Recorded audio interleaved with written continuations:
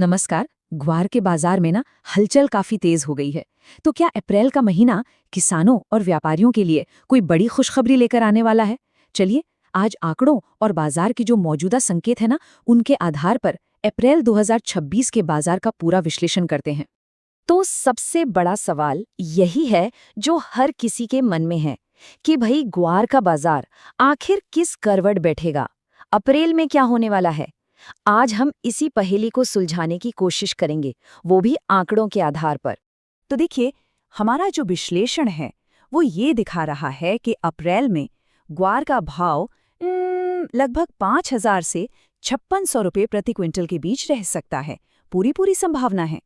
और सुनिए, सबसे दिलचस्प बात, अगर एक्सपोर्ट की डिमांड बढ़ गई ना, तो महीने के आखिर तक भाव 5,800 रुपये के लेवल को भी टच कर सकता है।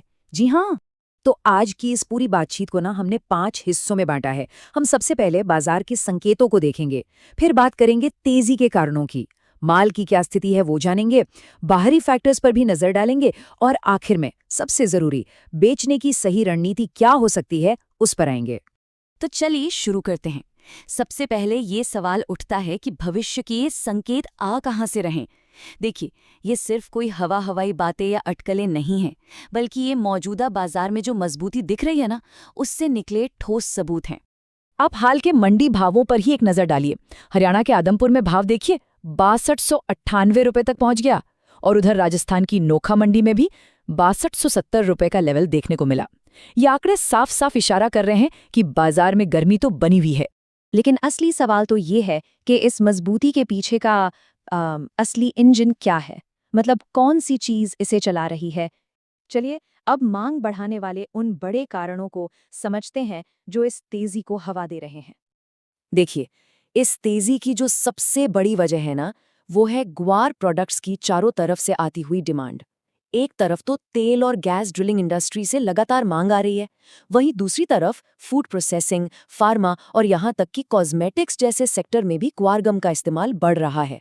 और तो और अब तो इंटरनेशनल बायर्स भी मार्केट में एक्टिव हो गए हैं। और जानते हैं एक सबसे बड़ी और अच्छी खबर क्या है? वो ये है कि बाजार में अभी स्पेक्युलेटिव बाइंग यानी कि सट्टेबाजी वाली खरीद शुरू नहीं हुई है।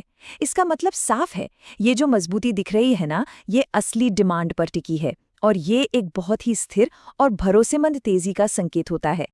अगर सबूत चाहिए तो ये देखिए, कॉमर्स मिनिस्ट्री के आंकड़े खुद गवाही दे रहे हैं। ग्वार मील के एक्सपोर्ट में साल दर साल पूरे 26% की जबरदस्त बढ़त हुई है। ये नंबर छोटा नहीं है। ये आंकड़ा अपने आप में पूरी कहानी बता रहा है। अच्छा, तो ये तो हो गई डिमांड की बात। अब जरा सिक्के का दूसरा पहलू भी देख लेते हैं, यानी कि सप्लाई। बाजार में माल की आवक कैसी है और वो कीमतों पर कैसे असर डाल रही है, चलिए समझते हैं। तो सवाल ये है कि मंडियों में माल कम क्यों आ रहा है?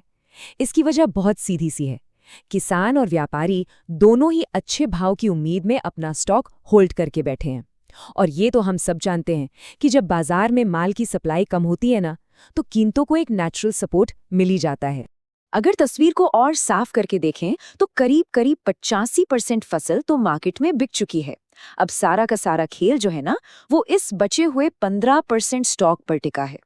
यही वो माल है जो असल में तय करेगा कि अप्रैल में बाजार का किंग कौन बनता है। ठीक है, तो हमने डिमांड और सप्लाई की कहानी तो समझ ली, लेकिन रुकिए, कुछ और भी बाहरी फैक्टर्स हैं, ऐसी ताकतें जो अप्रैल में बाजार का रुख किसी भी तरफ मोड़ सकती हैं। चलिए जरा उन पर भी एक नजर डाली लेते हैं। तो यहाँ बाजार में ना एक बड़ी मजेदार खींचतान चल रही है। एक तरफ है मौसम, बढ़ती गर्मी और गर्म हवाओं से ना क्वालिटी खराब होने का डर है, तो व्यापारी जल्दी खरीदारी कर सकते हैं जिससे भाव ऊपर जाएंगे। लेकिन दूसरी तरफ है एक्सपोर्ट की चुनौतियां। शिपिंग में देरी हो रही है, माल ढुलाई का खर्चा बढ़ गया है, तो जो विदेशी खरीदार हैं वो थोड़ा संभल कर चल रहे हैं। तो इन सभी बातों को समझने के बाद अब आते हैं उस सवाल पर जिसका सबको इंतजार है, सबसे अहम सवाल कि इस पूरे माहौल में मुनाफा कमाने के लिए बेचने की सबसे सही स्ट्रैटेजी क्या होनी चाहिए। तो यहाँ पर सबसे पहली और सबसे जरूरी सलाह सुनिए। अपनी पूरी फसल को एक ही बार में बेचने की गलती भूल कर भी मत कीजिएगा। अगर रिस्क को कम करना है और मुनाफे को बढ़ाना है ना, तो फसल को टुकड़ों में यानी कि हिस्सों में बेचना ही सबसे समझदारी वाला काम है। तो अप्रैल के लिए गेम प्लान क्या हो सकता है, चलिए देखते हैं।